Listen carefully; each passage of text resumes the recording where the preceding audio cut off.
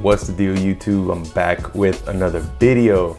And yeah, just like I mentioned in the last video, I know I said I was gonna chill out on the suspension parts and stuff like that, but hey, like the slow drip, it's real.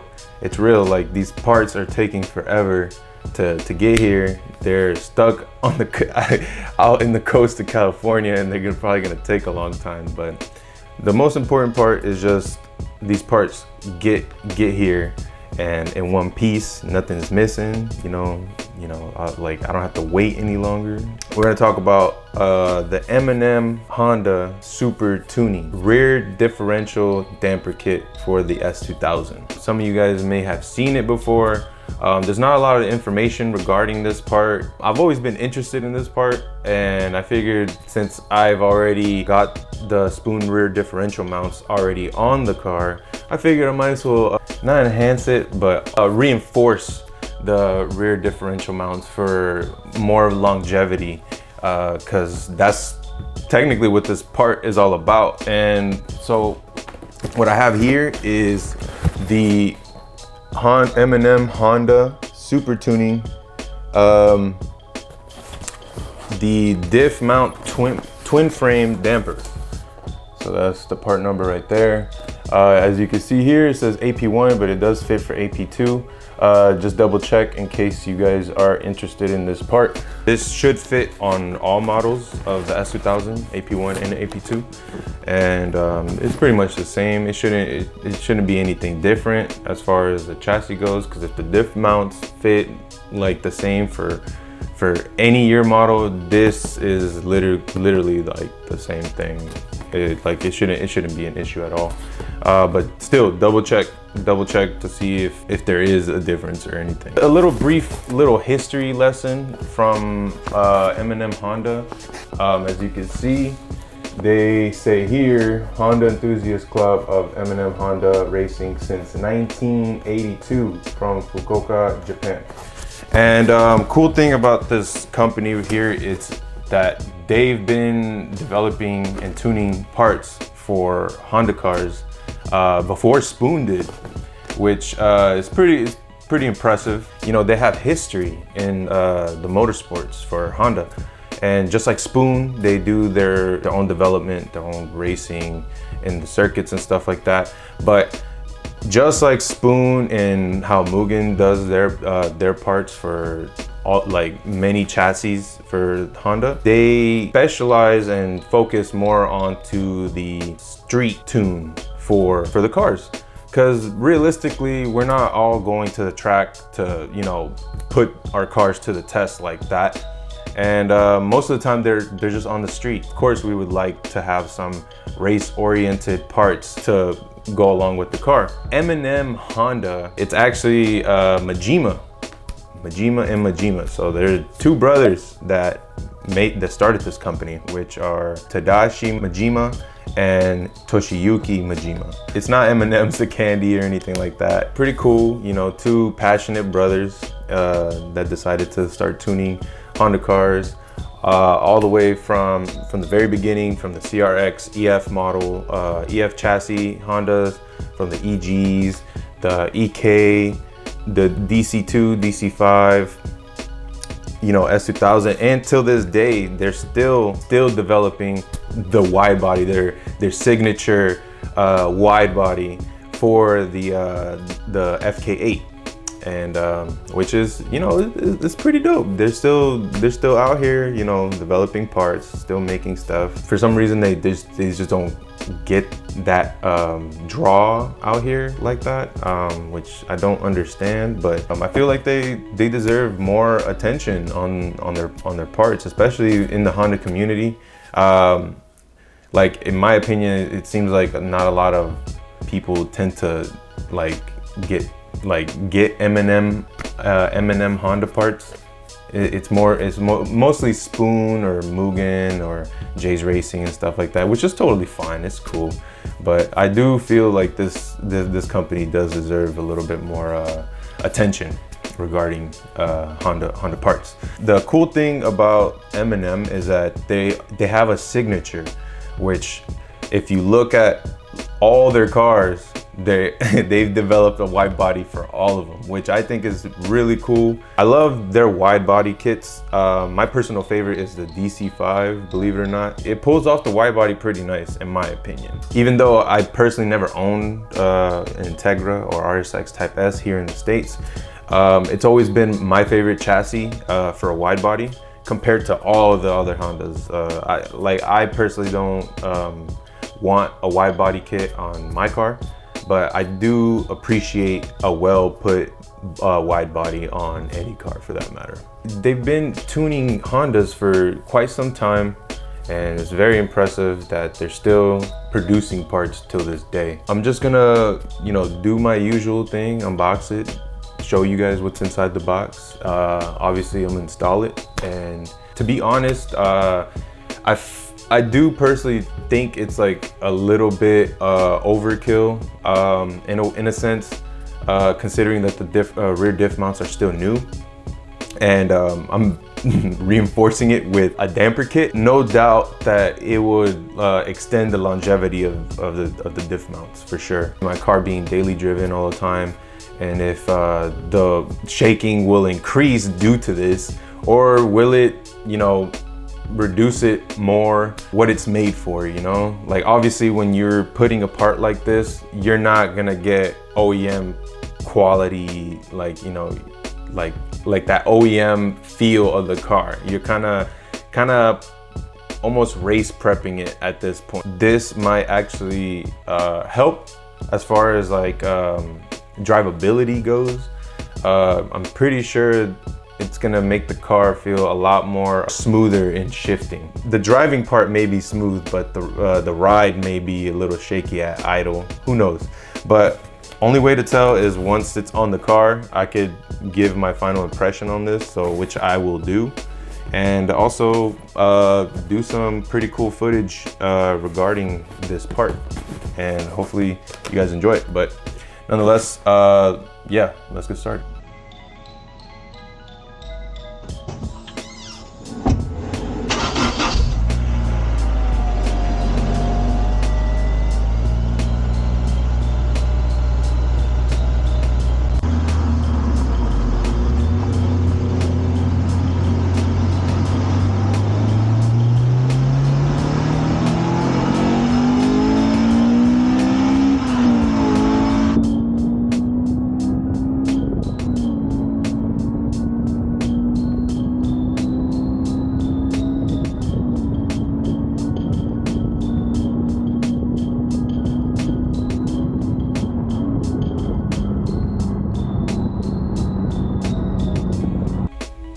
All right, so we're gonna see what's in the box, and it looks like instructions. It's all in Japanese, but it has pictures, so that's good. Hardware, the screws and bolts, so we got that, and these must be the dampers. Oh, nice. Ooh. M&M Honda Super Tuning. It has kind of like a, I don't know if you can tell on the camera, but it's kind of like a grayish green. And whoa, so I'm wondering how. So, I guess, is there any preload I have to do? Let's see, we're gonna find out. Actually, let me put this aside. This one's the same thing. Now, the brace. This is the brace. It's pretty sturdy, pretty solid, pretty thick too. I don't know if it's hard, if you could tell how thick the plate is, but it's still it's fairly thick. pretty good. It feels solid. So there's 2 plates on here, and this one goes in the back, and one of these sides going like that. How this is has to be set up. There we go.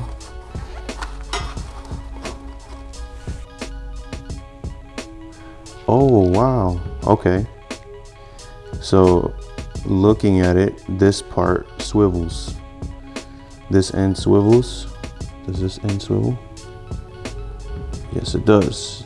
So both ends swivels, and oh, that's pretty cool. And this locks.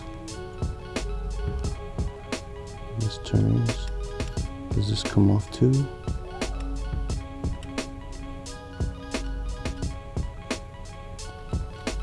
Oh, it's fully. So let me not mess with that. Let me just leave it like that and see what the instructions look like, and I'm gonna get back to it and see how to properly preload this damper and have everything prepped to install.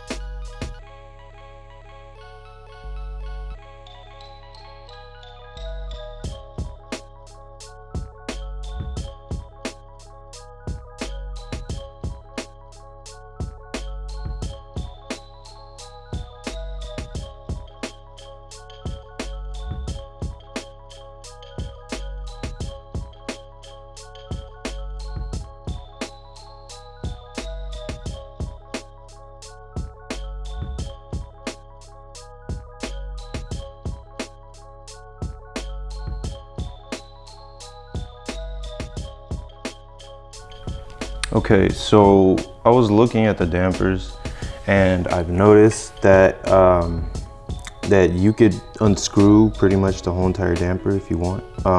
It doesn't have any gas or any oil or anything like that. So you can use a 17 to loosen this part right here. And you could also adjust it with this big screw right here as well. I do believe it's a 24, maybe a 24. I actually don't have one myself, 24 millimeter wrench.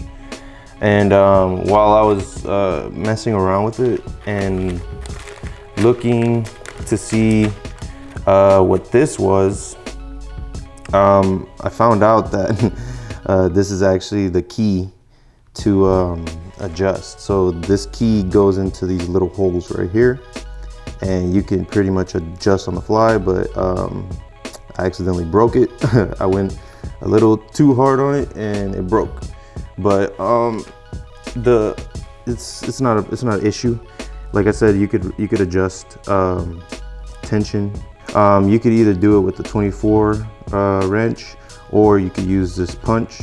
So if I want to adjust, I could just rotate it, loosen it, or the more, it's already loose, so the more this goes up, and this nut can also lock it in place. This nut locks it in place, just kind of like similar to like a coilover.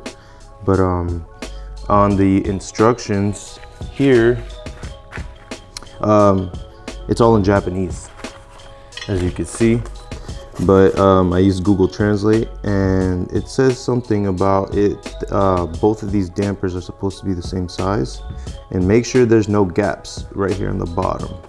So pretty much no gap whatsoever.